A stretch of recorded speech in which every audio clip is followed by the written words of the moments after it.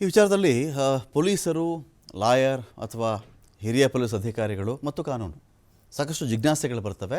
ಒಂದು dead body ಸಿಕ್ಕ ತಕ್ಷಣ ಆ ಒಂದು ವಿಚಾರದಲ್ಲಿ ಇದ್ಯಾರ್ದೋ ಗುರುತು ಸಿಗದಂತಹ ಒಂದು ದೇಹ ಇನ್ನೂ ಗುರುತು ಪತ್ತೆ ಆಗಿಲ್ಲ ಅಂತ ಪೊಲೀಸರ ಅಡಿಗೆ ಬಂದದ್ದು, ಪೊಲೀಸರ ವ್ಯಾಪ್ತಿಗೆ ಬಂದ ಮೇಲೆ ಪೊಲೀಸರ ಡಿಸ್ಕ್ರಿಷನರಿ ಪವರ್ ಇರುತ್ತೆ ಅಲ್ಲಿ. ಅದನ್ನು ಇಮ್ಮಿಡಿಯೇಟಾಗಿ ಅದನ್ನು ಪೋಸ್ಟ್ಮಾರ್ಟಮ್ ಕಳಿಸ್ಬೇಕು ಅಂಥೇಳಿ. ಇನ್ನೊಂದು ವಾದ ಹೇಳುತ್ತೆ, ಇಲ್ಲ ಫಸ್ಟ್ ಅವ್ರು ಯಾರು ಅಂತ ಗೊತ್ತಾಗಬೇಕಲ್ವೇನ್ರಿ. ತೀರಾ ಅಂತ ಮಹತ್ವದ ಬದಲಾವಣೆಗಳೇನು ಆಗ್ಬಿಡಲ್ಲ ಕೆಮಿಕಲ್ ಚೇಂಜಸ್ ವಿಚಾರದಲ್ಲಿ. ಗೊತ್ತಾದರೆ ಇನ್ನೂ ಅನುಕೂಲ ಅದು. ಆಗ ನಮಗೆ ಕೊಲೆಗೆ ಅಕಸ್ಮಾತ್ ಆಗಿದ್ದರೆ ಅಥವಾ ಅಪಘಾತವಾಗಿದ್ದರೆ ಅಥವಾ ಆತ್ಮಹತ್ಯೆ ಮಾಡಿಕೊಂಡಿದ್ದರೆ ಅಥವಾ ಯಾರಾದರೂ ಆತ್ಮಹತ್ಯೆಗೆ ಪ್ರೇರಣೆ ಆಗಿದ್ದರೆ ಈ ಕಾರಣಗಳನ್ನು ಪತ್ತೆ ಹಚ್ಚಿದಾಗ ನಮ್ಗೆ ಈಸಿ ಆಗ್ತವೆ ಅವೆಲ್ಲವೂ ಅಂತ ಪೊಲೀಸರ ವಾದ ಇರಬಹುದು. ಆದರೆ ಪೊಲೀಸರ ತನಿಖೆಗೆ ಈಸಿ ಆಗುತ್ತೆ ಅನ್ನೋದು ಪೋಸ್ಟ್ಮಾರ್ಟಮ್ ವಿಳಂಬಕ್ಕೆ ಕಾರಣ ಆಗಬಾರದು ಅಂತ ಇದೀಗ ಹಿರಿಯ ಪೊಲೀಸ್ ಅಧಿಕಾರಿಗಳು ಹೇಳ್ತಾ ಇದ್ದಾರೆ. ಯಾವಾಗಲೂ ಜಿಜ್ಞಾಸೆ ಇರುತ್ತೆ ಅದು ಅಂತ. ನಮಗದು ಗೊತ್ತಾಗಬೇಕಲ್ಲ. ಯಾರೋ ಇಬ್ಬರು ಬರ್ತಾರೆ, ನಾವೇ ಕೊಲೆ ಮಾಡಿದ್ವಿ ಅಂತಾರೆ, ಅವ್ರು ಕೂರಿಸ್ತಿದ್ವಿ, ಕೇಳಿದ್ವಿ, ಬಾಡಿ ಗುರುತು, ಕೆಲವು ವಿಚಾರಗಳಲ್ಲಿ ಬಾಡಿನೇ ಗುರುತೇ ಸಿಗದೆ ಸುಟ್ಟು ಹಾಕ್ಬಿಟ್ಟಿರ್ತಾರೆ. ಅವಾಗ ಏನು ಮಾಡಬೇಕು? ಈ ಥರದ ಸಾಕಷ್ಟು ವಿಚಾರಗಳಲ್ಲಿ ಬರ್ತಾ ಇದೆ.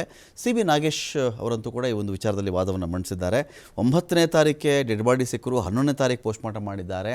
ಸತ್ತೋಗಿರೋ ಟೈಮ್ ಬರ್ತಿದ್ದು ಯಾವಾಗ ಅಂತ ನೋಡಿದ್ರೆ 1 ತಿಂಗಳಾದ್ಮೇಲೆ ಬರ್ತಿದ್ದಾರೆ ಇವರು. ಅಂಥದ್ದೇನು ಇನ್ನೊಂದು ತಿಂಗಳಾದ ಮೇಲೆ ರೇಣುಕಾಸ್ವಾಮಿ ಶವ ಸಂಸ್ಕಾರವೇ ಆಗಿ ಹೋಗಿತ್ತಲ್ಲ ಅಷ್ಟೊತ್ತಿಗೆ. 1 ತಿಂಗಳಾದಮೇಲೆ ಆ ವ್ಯಕ್ತಿ ಎಷ್ಟು ಹೊತ್ತಿಗೆ ತೀರ್ಕೊಂಡ? ಸಂಜೆ 6 ಗಂಟೆಯಿಂದ 7 ಗಂಟೆ ಅಂತೇನೋ ಇರಬೇಕದು.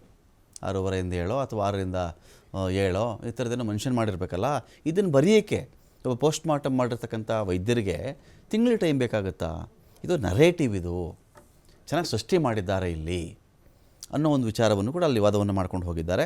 ಉಮೇಶ್ ಸರ್ ಇದೀಗ ಮತ್ತೆ ನಮ್ಮೊಂದಿಗೆ ಸಂಪರ್ಕ ಇದ್ದಾರೆ. ಉಮೇಶ್ ಸರಿಗೆ ನನ್ನ ಪ್ರಶ್ನೆ, ಆಯಿತು ಪೋಸ್ಟ್ಮಾರ್ಟಮ್ ಮಾಡಿದ್ರು, 9ನೇ ತಾರೀಕು ಸಿಕ್ಕಂಥ ಬಾಡಿಯನ್ನು 11ನೇ ತಾರೀಕು ಪೋಸ್ಟ್ಮಾರ್ಟಮ್ ಮಾಡಿದ್ರು ಅಂತ ಅಂದ್ಕೊಳ್ಳೋಣ ಸರ್.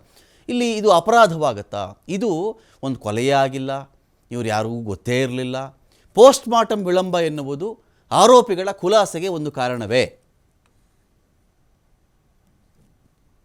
ರಮಾಕಾಂತ್, ನೋಡಿ, ಸಾಮಾನ್ಯವಾಗಿ ಏನಾಗುತ್ತೆ, ನಾವೆಲ್ಲ ಎವಿಡೆನ್ಸ್ ಗಳು ಮುಗ್ದು ಆರ್ಗ್ಯುಮೆಂಟ್ ಅಲ್ಲಿ ಇವೆಲ್ಲ ಬರ್ತಿದೆ ಸಾಮಾನ್ಯವಾಗಿ. ಅದು ಇವಾಗ್ಲೇ ಬೇಲ್ ಸಮಯದಲ್ಲೇನೆ ಇದನ್ನೆಲ್ಲಾನು ಎಕ್ಸಾನರೇಟ್ ಮಾಡ್ತಾ ಇದಾರೆ CB ನಾಗೇಶ್ ಸಾಹೇಬರು.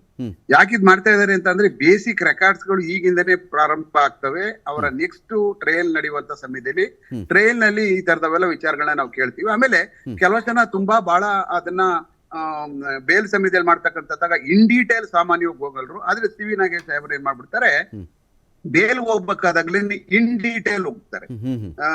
ಅಂದ್ರೆ ಆರ್ಗ್ಯುಮೆಂಟ್, ಫೈನಲ್ ಆರ್ಗ್ಯುಮೆಂಟ್ ಅಲ್ಲಿ ಏನ್ ನಡೀತದೆ, ಯಾಕಂದ್ರೆ ಪೂರ್ವವಾದಂತ ಎಲ್ಲಾ ತರವಾದಂತ ದಾಖಲಾತಿಗಳು ಇವ್ರ ಹತ್ರ ಇರುತ್ತೆ ಇವಾಗ. ಆದ್ರೆ ಎವಿಡೆನ್ಸ್ ಗಳು ನಡೆದಿರುವುದಿಲ್ಲ, ಎವಿಡೆನ್ಸ್ ಗಳು ಏನು ನಡೆದಿರಲ್ಲ, ಟ್ರಯಲ್ ನಡೆದಿರುವುದಿಲ್ಲ. ಆ ಸಮಯದಲ್ಲಿ ಯಾರ್ಯಾರು ಏನೇನ್ ಹೇಳ್ತಾರೆ ಅಂತ ಅನ್ನುವಂಥದ್ದು ಆರ್ಗ್ಯುಮೆಂಟ್ ಅಲ್ಲಿ ಬರುತ್ತೆ. ಬಟ್ ಈಗಿರ್ತಕ್ಕಂಥದ್ದು ದಾಖಲಾತಿನಲ್ಲಿ ಏನೇನಿದೆ, ಅದರಲ್ಲಿ ಪೊಲೀಸರುಗಳು ಏನೇನ್ ಮಾಡ್ಬೋದಾಗಿತ್ತು, ಯಾಕೆ ಅದನ್ನೆಲ್ಲ ಮಾಡ್ಲಿಲ್ಲ, ಪ್ರೊಸೀಜರ್ ಪ್ರಕಾರ ಯಾಕೆ ನಡ್ಕೊಂಡಿಲ್ಲ ಅಂತ ಅನ್ನುವಂತ ಪ್ರೊಸೀಜರ್ ಲ್ಯಾಪ್ಸಸ್ ಮೇಲೆ ಇವಾಗ ಆರ್ಗ್ಯುಮೆಂಟ್ಗಳು ಬೇಲ್ಗೆ ನಡಿಯುವಂತದ್ದು. ಸಾಮಾನ್ಯವಾಗಿ ಪ್ರೊಸೀಜರ್ ಅಲ್ಲಿ ಲ್ಯಾಪ್ಸಸ್ ಆಗಿದೆ, ಯಾಕೆ ಲೇಟ್ ಮಾಡಿದ್ರು, ಆಮೇಲೆ ಹಲವಾರು ಕಡೆ ಮಾಡಿರ್ತಕ್ಕಂಥ ಸಮಯದಲ್ಲೆಲ್ಲ ಯಾಕೆ ಅವರು ಸರಿಯಾದಂತ ಟೈಮ್ ಹೋಗ್ಲಿಲ್ಲ, ಇದೆಲ್ಲ ಡಿಸ್ಕ್ರಿಪೆನ್ಸಿಸ್ ಗಳನ್ನ ಮಾತಾಡುವಂತದ್ದೇ ಹಲವಾರು ಕಡೆ. ಬಟ್ ಏನಾಗ್ತದೆ ಅಂತಂದ್ರೆ, ಒಂದು ಇವೆಲ್ಲ ಮಾಡ್ಬೇಕಾದ ಸಮಯದಲ್ಲಿ ತುಂಬಾ ಪ್ರೊಸೀಜರ್ ಲ್ಯಾಪ್ಸ ಇಲ್ಲೋ ಅಂತ ನ್ಯಾಯಾಲಯ ಪರಿಗಣನೆಗೆ ತಗೊಳ್ಳುತ್ತದೆ. ಪೊಲೀಸ್ನವ್ರು ಏನಾದ್ರು ಇಂಟೆನ್ಷನ್ ಆಗಿ ಮಾಡಿದಾರಾ, ಇಲ್ಲ ಇನ್ನೇನಾದ್ರೂ ಅಕಸ್ಮಾತ್ ಮಾಡಿರ್ತಕ್ಕಂಥದ್ದು ಕನ್ಕಾಕ್ಷನ್, ಅದನ್ನೆಲ್ಲ ಸಾಮಾನ್ಯವಾಗಿ ಬಹಳ ಕಮ್ಮಿ ಈ ಸಮಯದಲ್ಲಿ ಬೇಲ್ ಸಮಯದಲ್ಲಿ ನೋಡ್ತಕ್ಕಂಥದ್ದು.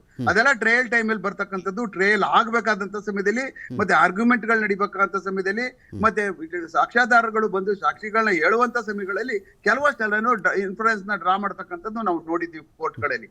ಆದ್ರೆ CB ನಾಗೇಶ್ ಸಾಹೇಬ್ರು ಮತ್ತೆ ಅಜ್ಮತ್ ಪಾಷಾ ಅವರು, ಆಮೇಲೆ ಇನ್ನೊಂದ್ 2-3 ಸಾಮಾನ್ಯವಾಗಿ ಲಾಯರ್ಗಳು, ಡಿಫೆನ್ಸ್ ಕೌನ್ಸಿಲ್ ಗಳು ಏನ್ ಮಾಡ್ತಾರೆ ಅಂದ್ರೆ, ಈ ತರದ ವಾದಗಳನ್ನ ಬಹಳ ಇನ್ ಡೀಟೇಲ್ ಆಗಿ ಮಾಡ್ತಾರೆ ಆರ್ಗ್ಯುಮೆಂಟ್ ಟೈಮ್ ಅಲ್ಲಿ. ಯಾಕೆಂದ್ರೆ ಇದೆಲ್ಲ ರೆಕಾರ್ಡ್ ಆಗುತ್ತೆ, ಇವ್ರು ಮಾಡಿರ್ತಕ್ಕಂಥದ್ದು ಏನೇನ್ ಮಾತಾಡಿರ್ತಾರೆ, ಏನ್